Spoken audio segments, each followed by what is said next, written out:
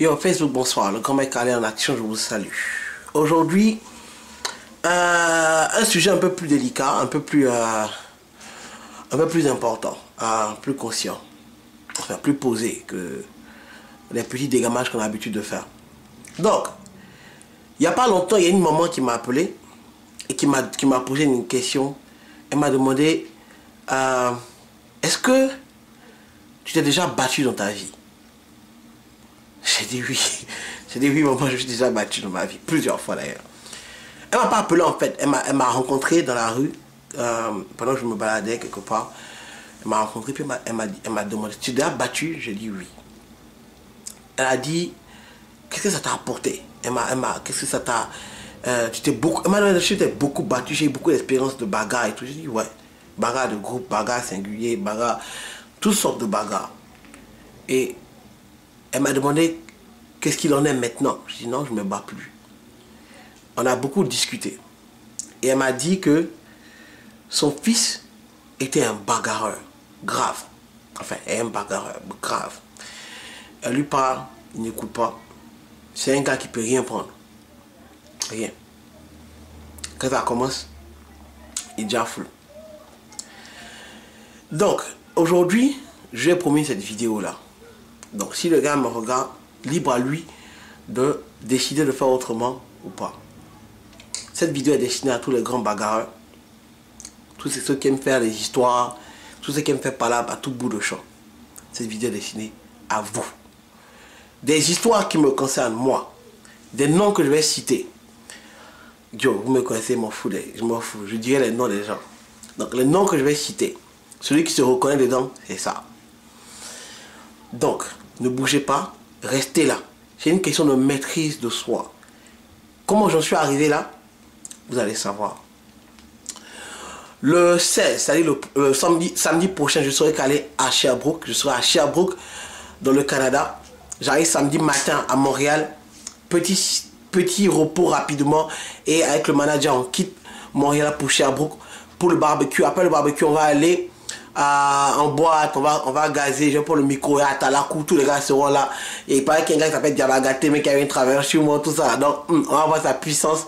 Et tout le reste, Baron, Kala avec moi, Harry le parrain, et tous les gars. Encore, allez-y, check out le dernier Hyde de mon gars Olivier Vullian, qui vient de sortir, soutenir. Merci à tous les gars qui ont soutenu. Merci à tous les gars qui m'ont invité quand j'étais à Montréal. Zalaka Pointé, qui était là, mon frère de sang. J'ai vu rencontrer aussi Obu Bango Bango. Merci beaucoup à toi. Et puis à Prince, qui me, tu vois, il me souffre toujours quand j'arrive en boîte. Il me sert toujours à boire. Prince Bana, merci beaucoup. Merci à DJ Soul, qui est là aussi, un ami à moi, un bon gars. Quand il me voit en bête, c'est toujours la joie, toujours la fête, toujours la coupe, le grand maître. Merci beaucoup les gars pour de soutenir ce que je fais. Et puis bon, mais vous-même vous savez, c'est gâteau, ne quittez pas. On dit le blast, if you're ready. C'est moi qui ai fait. Pour le cabaning, ça cadeau, tu as cherché. Yes, maman, tu m'as trouvé. Pour le cabaning, ça cadeau, tu as cherché. Yes, tu m'as trouvé. Yes, après que t'es cherché. Ok. Je vais aller un peu plus vite aujourd'hui. Pour ne pas que, entre tellement d'histoires à raconter, tellement de choses à dire. Vous savez, il n'y a pas quelqu'un, je ne dis pas qu'il n'y a pas quelqu'un qui s'est battu comme moi, tu vois. Je me suis beaucoup bagarré. Raison pour laquelle j'ai été là, dans ces histoires de bagarre, pas parce que je voulais me battre la plupart du temps, mais j'étais obligé de le faire puisque j'étais dans des environnements bizarres. Je suis un gars qui a grandi à l'internat. La plupart de mes petits frères n'ont jamais vécu ça, à part ma soeur qui a eu à vivre l'internat une ou deux fois dans sa vie seulement. Au moment où les temps étaient critiques, on était obligé de la mettre à l'internat avec moi. Mais moi, je suis un habitué des internats. Depuis petit, depuis l'âge de 7-8 ans, je fais internat. Jusqu'à ce que j'arrive en terminale, première terminale, que j'ai dû retenir chez les parents, seconde, première terminale. Sinon, je suis un gars qui fait internat à chaque fois. Et à l'internat, il y avait toutes sortes de choses qui se passaient.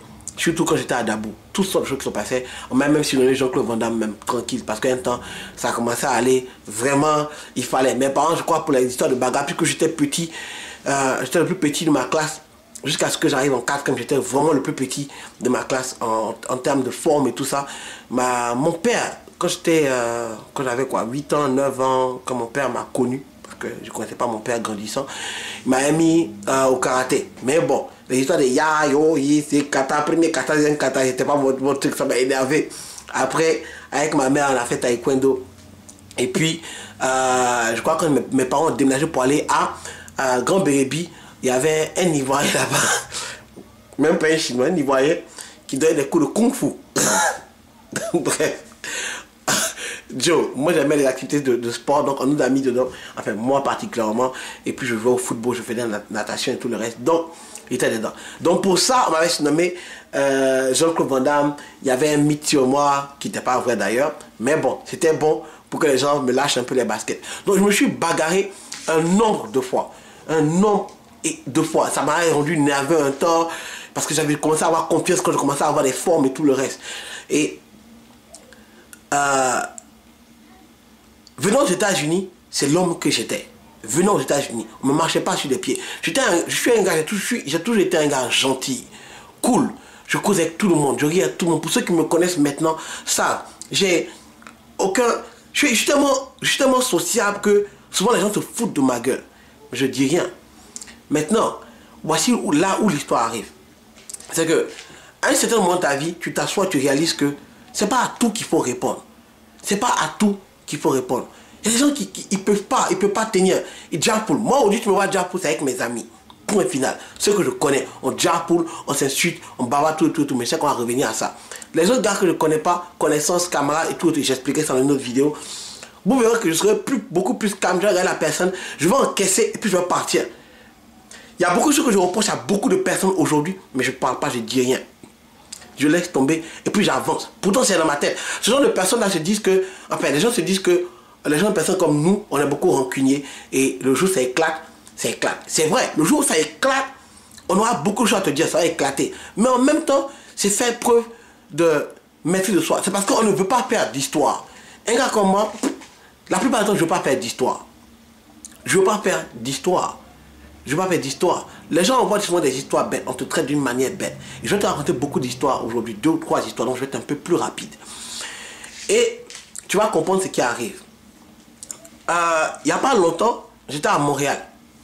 Et je suis allé à un restaurant. D'ailleurs, ce jour-là, beaucoup de choses me sont arrivées. Beaucoup de choses me sont arrivées. C'était le jour où on allait faire la marche pour la paix. Et puis pour que, bon, en même temps pour que les gens arrêtent de tirer sur le bunker de Gbagbo. Et après pour la paix, pour les gars du RDR, enfin de RHDP. Et puis bon, qu'on arrête de tirer sur le truc de Gbagbo pour les gars du LMP. Donc j'étais là le matin et la paix peut-être le soir. Quand on a fini l'histoire de paix, on allait manger. J'ai 2 managers, Yacine et Harry le parrain.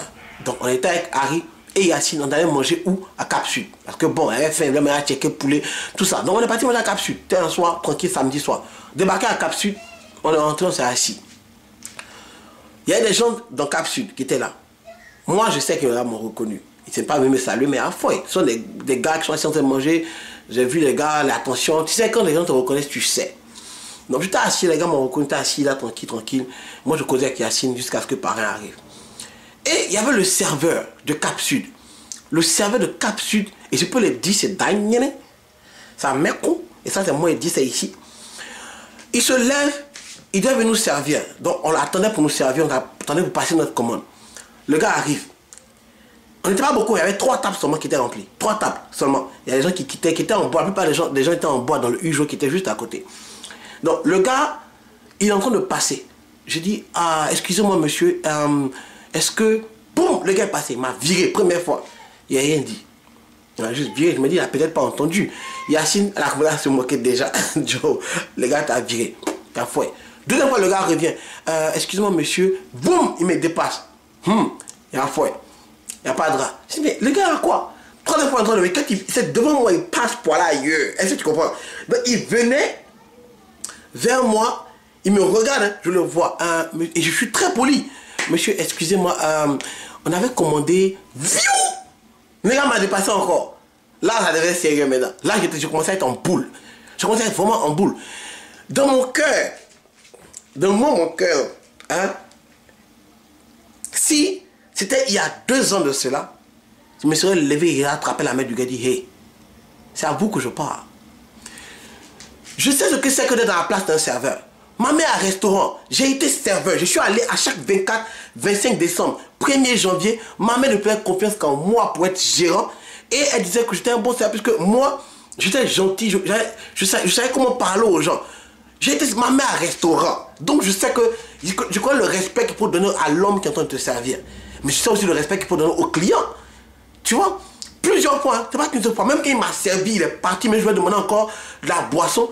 Mais le gars, pour ceux qui connaissent Harry, pour ceux qui connaissent Yacine, demandez ce jour-là. Peut-être que c'est moi qui suis pas en train d'exagérer dans l'histoire, mais parce que c'était exagéré. Mais je voulais me lever, et je te dis, si tu me regardes, je voulais me lever et puis te gifler, te casser la gueule. Mais je suis là, quelque chose me dit, yo, tous ceux qui sont là te connaissent. Le grand mais le grand maître. Tu donnes conseil sur Facebook. C'est toi qui dois donner l'exemple. Tu vas pas te lever et puis venir gifler un gars comme ça. Et puis on va dire quoi? Le grand maître s'est battu. Il y a des gens qui ont dit que le grand maître s'est battu. Il y a des gens qui ont dit que le grand maître a frappé quelqu'un. Tu vois non? Je me suis maîtrisé. Il n'a plus parlé. Le gars est venu nous servir. Je n'ai même pas appelé le gars de côté pour dire écoute, ce que tu as fait là, c'est pas bien. J'ai rien dit. On a mangé. Et puis on est quitté là. Tu vois? Et plus tard, j'étais heureux de moi. Enfin, j'étais fâché.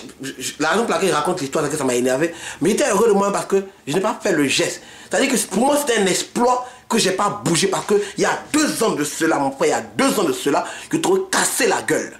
Et je répète, tu aurais cassé la gueule. Ça n'a rien à voir, tu es musclé ou quoi. J'ai appris à ne pas fear that. J'ai appris à ne pas avoir peur de tes muscles. J'en ai aussi des muscles. Tu vois, non? Tu as peut-être mes frappes, le coup que je vais te donner, crois-moi, je me suis bagarré, je connais les points faibles, je connais. On ne va pas rentrer dans ça. Bien avant ça, des années avant ça, quand je suis arrivé aux États-Unis, que j'avais encore la notion de bagarre dans moi. J'avais encore cette notion de bagarre, te battre. J'avais ça en moi. Quand je suis arrivé, mon père m'a dit, on est aux États-Unis. Ici, on ne touche pas aux femmes, on ne fait pas ceci. On ne fait pas cela, on ne fait pas ceci, on ne fait pas cela. Tu comprends, non? Et moi, je suis pour le fait qu'on ne frappe pas une femme. Je suis pour ça. On ne frappe pas une femme. Certes, on a fait des bêtises. Moi, en grandissant, voilà, je ne vais pas mentir. On a si je dois donner des conseils, il faut que je puisse vous dire la vérité. Je ne vais pas mentir. J'ai fait des erreurs grandissant. J'ai giflé go grandissant. Je ne vais pas mentir. J'ai giflé une go déjà. Ce qui n'est pas un bon exemple. Et je sais aujourd'hui. Mais ces filles-là, je me suis excusé. Cette fille-là, elle s'appelle Olga. Je me suis excusé depuis. J'étais en 4e. J'étais en 4e d'ailleurs. Je me suis excusé. On a discuté. On est devenus des meilleurs potes après. Alors là, je me suis excusé d'une manière. Il n'y a pas de raison. Et moi, je suis là pour dire qu'il n'y a aucune raison pour frapper une femme. Mais revenons maintenant à l'histoire. C'est que les femmes aussi doivent savoir qu'il y a certaines choses qu'il ne faut pas faire. C'est vrai que c'est pas. Certaines choses qu'il ne faut pas faire. Tout le monde n'est pas comme moi. Je viens de vous parler aujourd'hui. Tout le monde n'est pas comme moi. Il y a des gens qui vont te gifler sur la route. Ah non, il y a des gens qui vont te gifler. Tout le monde n'est pas comme moi. Moi, je sais maintenant. Mais que tout le monde n'est pas comme moi. Je t'assure qu'il y a une fille. Il y a une fille. Et la fille a fait la petite soeur de celle que j'ai mariée après, ma femme. Donc c'est elle que j'ai connue d'abord. Et c'était à l'église. Une fille de l'église. On est sorti de l'église. Tout le monde causait. Je causais avec la fille. Tout le monde causait. Je venais d'arriver, ça fait pas longtemps. Moi, donc j'essaie de m'intégrer. Et je causais avec la go, tout. Et elle a eu vraiment un disrespect envers moi. Et elle a même eu à me le dire. Parce que j'étais l'Africain qui vient d'arriver, l'Africain.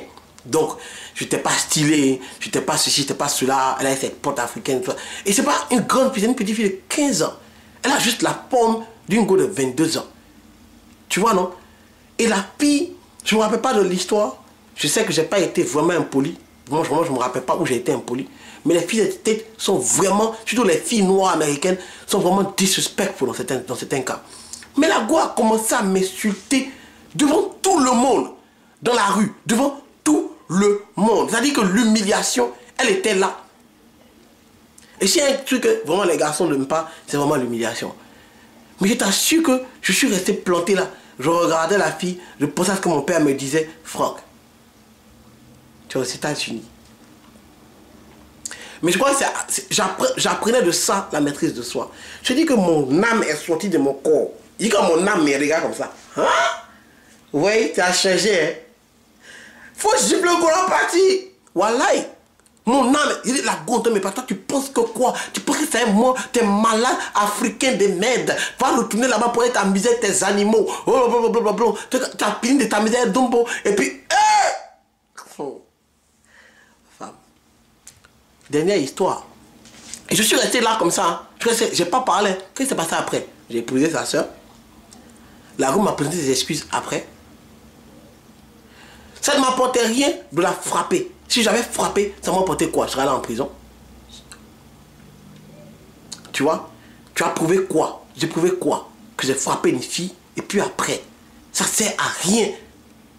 Mais ça, c'est parce que c'est une fille. Je dis que c'est une fille. Mettons le cas de la femme à côté. Donc ceux qui sont en Afrique là, arrêtez de frapper les gosses, ça sert à rien.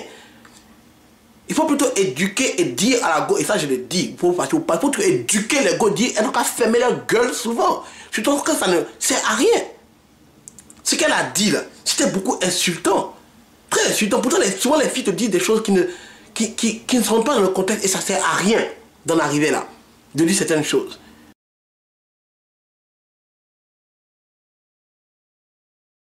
C'est moi qui ai fait. Pour le cabaning, ça cadeau, tu as cherché. Yes, maman, tu m'as trouvé. Ok. Une autre histoire. Une autre histoire. Voici un gars à Montréal qui s'appelle Dema. Et Dema est celui qu'on appelle un typique voleur. Un petit voleur d'ailleurs. Parce qu'il y en a connu des grands voleurs.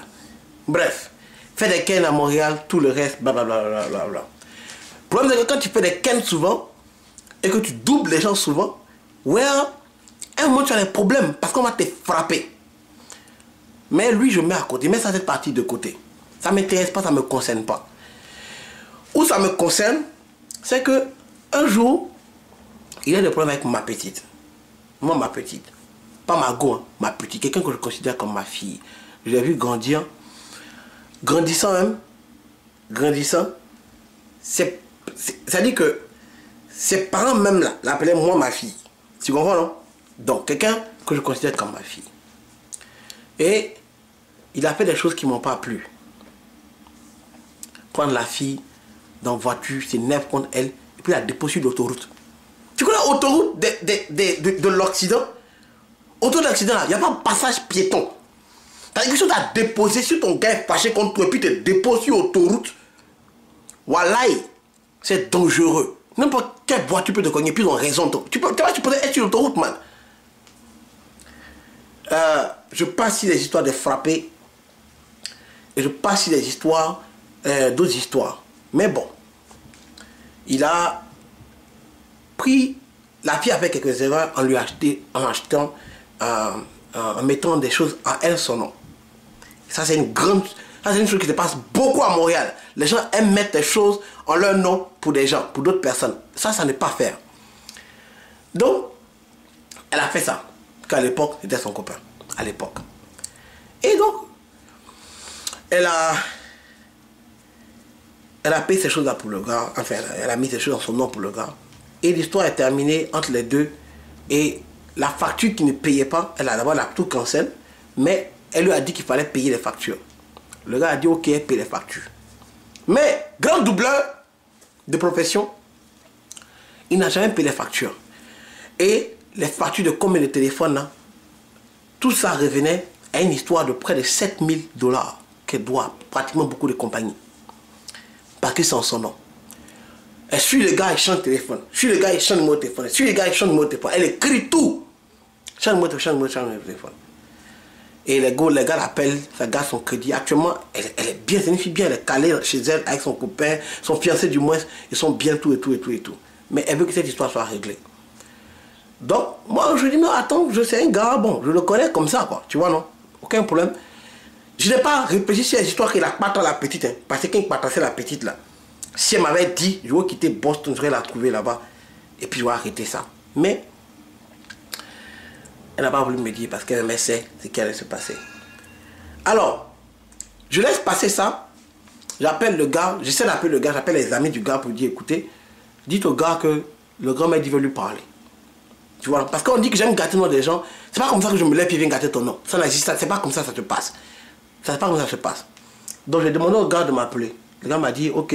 Non, il n'avait pas dit, il dit lui il peut pas m'appeler moi. Que s'il avait la question à lui, il dit qu'à l'appeler. Sachant très bien que depuis combien de mois la go l'appelle, le gars ne décroche pas. Ok? Et il se lève, il me laisse moi qui dit qu'à m'appeler pour qu'on discute. Hein. Il me laisse moi et puis il rappelle la fille pour la menacer. Et comme Il impliquait moi aussi mes amis dedans qui m'appelaient, qui disaient pour l'été. Puis j'ai fait des histoires avec mes amis à cause de ça. J'ai mis son stand-by à côté. Mais il dit que si elle l'attrape. Donc, dès que j'ai tiré la vidéo, moi là, il faut m'inviter dans la rue. Ok. Bref. Je suis allé à la marche de la paix. Tu vois, non, le jour de marche de la paix. Je vous assure que ce jour-là, beaucoup de choses me sont arrivées. À la marche de la paix, on ne fait pas pour la paix, c'est pour les LMP. C'est l'histoire d'arrêter de tirer sur le bunker de Gbagbo. On était arrêté là en train de... Moi, je suis venu pour une bonne cause. Je suis arrivé à Montréal juste pour ça. Personne ne m'a payé rien. Je suis venu pour la bonne cause. Faire cette marche-là. Aller à la marche de la paix organisée par les gens de RHDP, tout ça. Aller soutenir la paix, demander à ce qu'on arrête la guerre et tout. Je suis venu pour une bonne cause. Et c'est la bonne cause là que le Seigneur a décidé de me tester. Même pas Seigneur, mais Satan. Satan. Donc, j'arrive. Au moment où je m'apprêtais à aller prendre le micro, Dema me voit, je l'ai vu, il m'a vu. Là, il est en train de me dépasser pour partir. J'ai attrapé sa main. Hey, tu m'as pas vu?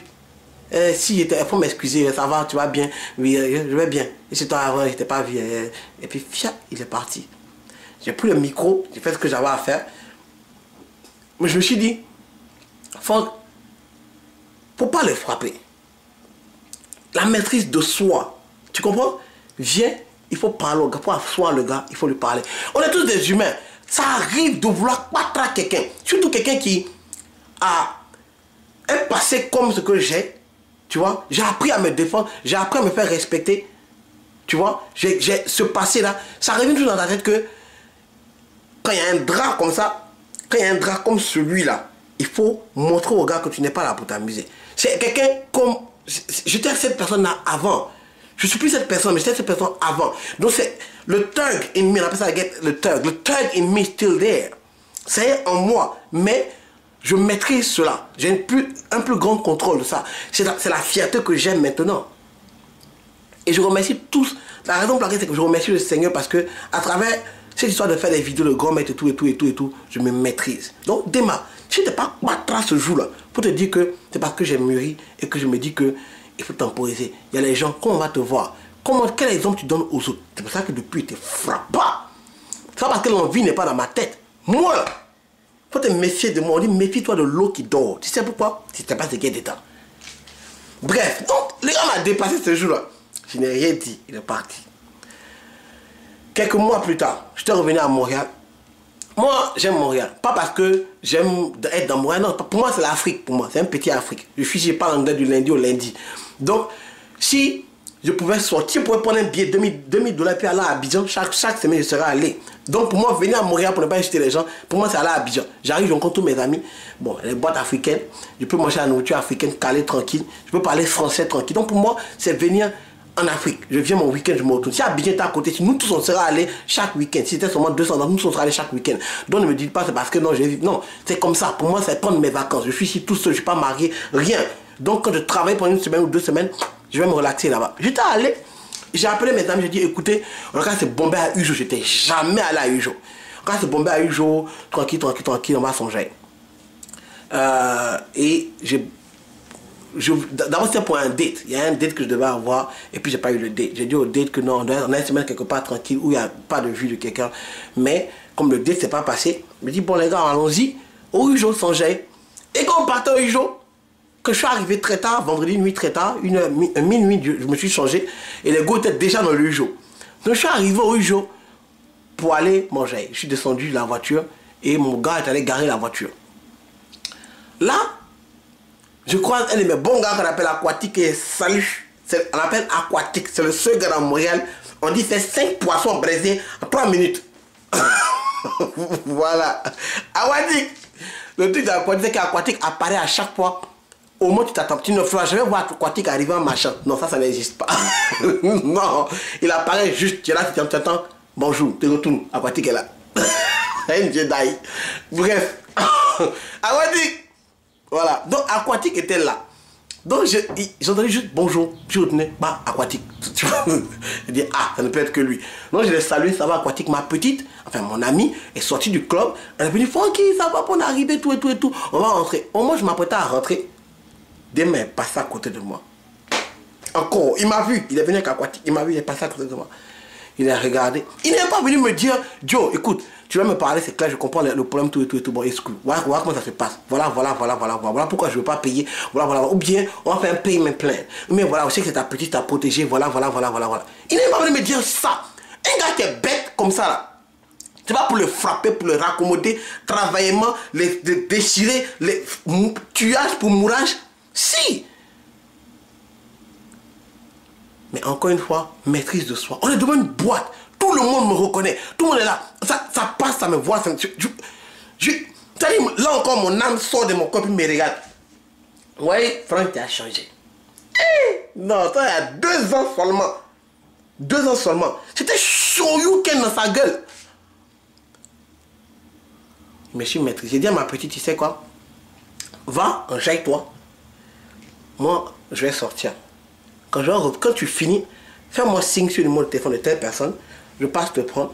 Et puis on va aller chiller où on doit aller chiller, mais gazer, on doit aller gazer. Tu vois? Donc j'ai damé du Ujo. Je n'étais pas allé là-bas. Que dernièrement d'ailleurs que je suis allé. Ouzalaka Ponté m'a invité. Merci à toi aussi d'ailleurs. Et puis c'est tout. Mais, guess what? Parce que j'ai eu cette maîtrise de soi et que j'ai laissé tomber cette histoire. Je n'ai pas laissé tomber. J'ai laissé passer encore ce jour-là. 2 semaines plus tard, on m'a appelé pour dire que le gars était pas très bien retourné. J'ai dit, des gens ont fini, mon petit, devant l'essence. On m'arrivait à 4 h du matin pour m'apprendre que, oh, tu connais qu'on appelle des malades. Non, mais il y a 2 gars qui ont blessé, fini, retourné chinois, cassé dans sa gueule, tout. Le gars est tombé par terre. Nickel, il dit, il va porter plainte. Pour une histoire de quoi? Vol. Bref, toutes ces histoires que je te raconte de bagarre, où j'ai failli me battre, mais je ne suis pas battu. Pour te dire que quoi?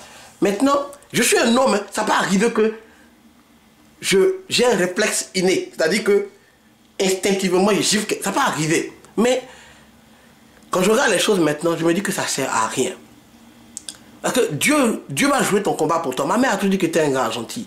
Et que, parce que je suis gentil, je vais avoir beaucoup d'amis. Tu vois? Mais souvent, quand tu réagis trop vite, par instinct, parce que tu as envie de te battre, parce que tu as envie de casser la gueule à la personne, souvent, tu perds le combat. Pas perdre le combat en tant qu'on t'a frappé, non. Mais parce que tu perds la raison dans la chose.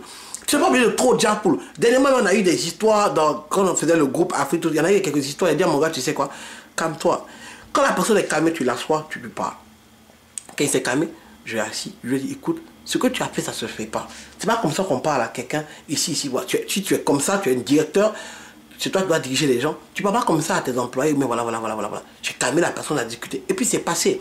Toujours le dialogue arrange certaines choses. Le dialogue arrange certaines choses. Et tu vois que c'est petit à petit. Hein. Après 1 mois, 2 mois, tu vois que tu t'en s'agis. Ici, là, pourquoi il y a beaucoup de tueries aux États-Unis? Parce que les gens sont tout en train de se battre. Respecte-moi. Ils se battent, sortent pistolet, ils tirent entre eux. Couteau. Moi, là, on ne sort pas couteau devant moi. Moi, on ne sort pas piqué devant. Parce que moi, je suis un gars, j'ai jamais aimé qu'on me pique. Que ce soit seringue, couteau. Non, je suis un gars, quand je vais à l'hôpital, on ne me touche pas. Non, on ne me touche pas. Si je suis à l'hôpital, qu'on veut faire une prise de sang, c'est pas la peine, je suis guéri. C'est bon, je veux plus, je suis guéri, c'est pas la peine, quand me laisser tomber. Ou bien si je suis quelque part, qu'on sort un couteau là, je vais pas fuir, c'est pas comme ça que je suis. Mais, couteau qui a sorti, ça risque de se retrouver sur toi. Donc, faut oublier ça. Donc, pour te dire que, c'est pas quelqu'un qui s'est jamais bagarré, qui est en train de te parler. J'ai fait trop de bagarres. Mais, je suis en train de te dire que, c'est pas la solution de se bagarrer, de faire palabre. Faut cultiver la joie, amuse-toi, enjaille-toi. Quelqu'un t'a parlé mal, faut le laisser. Il a une conscience, il va s'asseoir, il va venir te voir. Si c'est pas un gars bête, s'il n'est pas bête, il va t'appeler, te dire, écoute, voilà ce qui s'est passé. Franchement, je trouve que voilà. Faut m'excuser. Voilà. Surtout s'il sait qu'il n'a pas raison. Tu vois, ça va se régler comme ça. S'il garde rancune après, c'est son problème à lui. Tu n'es pas obligé de céder à certaines choses de certaines personnes. C'est un bagarreur qui est en train de te parler. Un gars qui aimait te battre. C'est comme Tupac disait que un jour il était assis là, et puis Mike Tyson, qui l'appelait depuis la prison, lui a dit, Tupac, pour te calmer. Il s'est dit, wow. Si Mike Tyson, le bagarreur m'appelle pour dire, moi, de me calmer, c'est que c'est gâté. Voilà. Donc la maîtrise de soi va vraiment t'arranger. Moi, c'est moi qui te parle. Ça sert à rien d'aller te bagarrer. Tu vas te rendre compte un jour ou l'autre. Tu vas avoir des enfants, tu vas avoir une famille, tu vas avoir des amis. Tu vas perdre tes amis si tu ne maîtrises pas. Tu es tout en train de craquer sur tout le monde. Moi, je me craquer sur les gens, ce sont mes amis à moi. C'est parce que je les aime qu'on parle comme ça. Souvent, je craque. Quand je t'aime trop, tu commences à voir, je deviens un peu plus attentionné, et puis je m'occupe plus un peu de toi. Je suis plus proche de ce que tu fais. Quelque chose que tu fais qui n'est pas bien, je dis, écoute chérie, mais écoute mon gars, ça c'est pas, faut pas faire ça, faut d'armer de faire ça, faut pas faire ça. Mais sinon, les autres, je suis calme, je te regarde. Même il y a des gens qui m'ont insulté, il y a des gens qui sont venus, qui m'ont appelé, qui m'ont lavé, insulté. Je suis l'histoire de Cameroun, Côte d'Ivoire, il y a un gars qui m'a appelé, il m'a insulté, même sur Facebook, il m'a écrit, il m'a dit, toi, il y a des mecs dans mon champ de maïs préféré, les oiseaux. J'ai trop ri. Il dit aussi, il m'a trop à me frapper. Mais j'ai répondu au gars, il dit, non, mon frère, faut d'amener. J'ai rigolé, quoi. Il a vu que je ne suis pas rentré dans son délire. Et il m'a réécrit pour me dire, c'est bien, mon frère, tu n'es pas rentré dans mon délire. Que toi, si tu arrives quelque part, si tu arrives où je suis là, appelle-moi, on va gazer, on va boire ensemble. Il m'a dit ça. Il m'a dit ça. Même tous les Camerounais qui ont dit qu'ils allaient me frapper, à chaque fois que j'ai vu les Camerounais, on a rigolé. Et je suis là pour redire que ce sont des bons gars. 70% de mes amis sont des Camerounais. Et puis je les ai attachés. 70% de mes amis sont des Camerounais. Je les ai attachés. Mais maîtrise de soi. Ça ne va pas t'envoyer quelque part. Frère. Ça ne va pas t'envoyer quelque part. Ça ne veut pas dire que ça va pas arriver. Ça va arriver que tu vas jamais entendre que le gars t'a chifflé, quelqu'un il a pas quelqu'un ne t'a pas dit que non, c'est moi qui ai fait vidéo, et puis c'est moi qui ai fait ça. Non, je reste un humain. Mais avant que ça arrive, pour que l'histoire aille vraiment loin, vraiment loin, ça dit que, je sais pas, une maîtrise vraiment de yoga. Et comme il n'a pas fait yoga, peut-être que bon, ça peut arriver. Sinon, voilà. Donc, le grand maître vous salue. Franchement, réfléchis à ce que j'ai dit. C'est à toi de prendre tes décisions. Ce sont des histoires vraies que je t'ai racontées de certaines personnes. Et donc, voilà quoi. Grand maître Kali en action, je vous salue. Adhérez à la page des astuces du maître si vous voulez voir d'autres vidéos un peu plus drôles et tout le reste. Et puis, salut, remercie encore parrain, Harry, le parrain, Baron. Merci pour tout le week-end dernier. Angel Basta, if you ready. You know how Pour le cabaningue Zakato, tu as cherché. Yes, maman, tu m'as trouvé. Pour le cabaningue Zakato, tu as cherché. Yes, tu m'as trouvé. Yes, après que t'es cherché. Yes, maman, tu m'as trouvé. Yes, malaboudou, samadoué. Yes, maman, nani, samadou, samadoué. Yes, malaboudou, samadoué. Yes, maman, nani, samadou, samadoué. Yes, talamudododo. Yes, malododo. Nani, paso, mona, mayibila, bolingwe. Antelo, DJ. Yes, le mambe. Olingote ya biso ninye yoko solo papobi na kembolo iye mambele ok astuce do that non que bouge mambele astuce di metro que non que bouge mambele astuce do that non que bouge mambele astuce bouger yeah astuce danser c'est le best DJ et c'est ma page officielle.